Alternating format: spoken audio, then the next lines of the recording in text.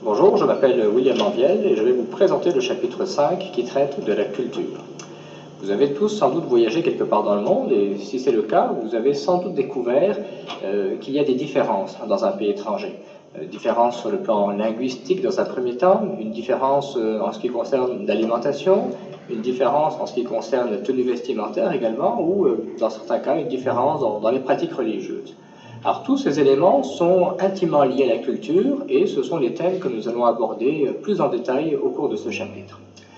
Alors si on doit commencer par définir la culture, vous le verrez dans le livre plus spécifiquement,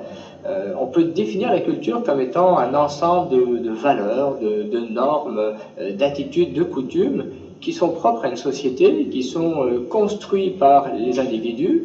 mais qui en même temps ont une certaine dimension subjective. Et puis tous ces éléments ensemble, disons, définissent la culture et vont avoir un impact considérable sur le marketing mix. Les réflexions que nous avons dans le livre nous permettent de dire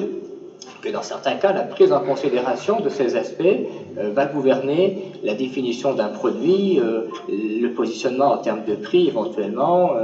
le design d'une campagne de communication avec les images, le message, etc.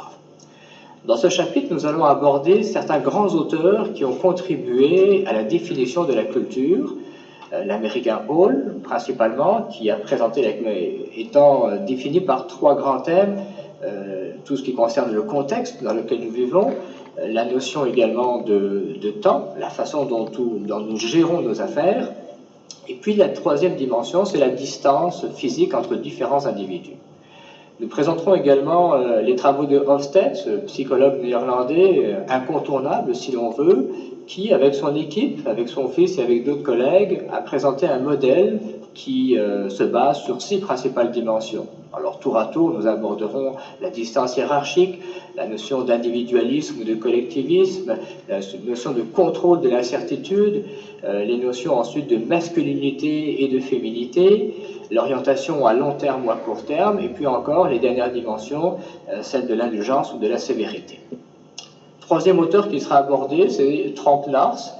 qui est également d'origine néerlandaise, qui lui a des parents qui sont français, néerlandais, qui a étudié aux États-Unis, ce qui a donné à ses recherches une contribution multiculturelle dès la base en quelque sorte. Donc Tromp Lars reprend quelques dimensions qui ressemblent à celles de Hofstede, d'autres ressemblent à celles de Hall, mais pour l'essentiel, c'est aussi sa propre contribution, comme vous le verrez à la lecture de ce chapitre. Et puis enfin, nous allons présenter la culture, cette fois-ci, dans un niveau de détail.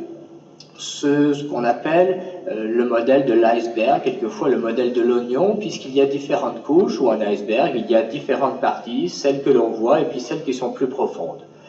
Alors, dans ce modèle, disons, la première dimension qui vous frappe, c'est celle qu'on évoquait au début de cette capsule, c'est la langue, principalement dans une culture étrangère. Et puis plus on rentre dans une culture, plus on commence à la connaître, à la découvrir, plus on se rend compte que les institutions peuvent être différentes de celles dans lesquelles on se retrouve, que les croyances sont parfois différentes,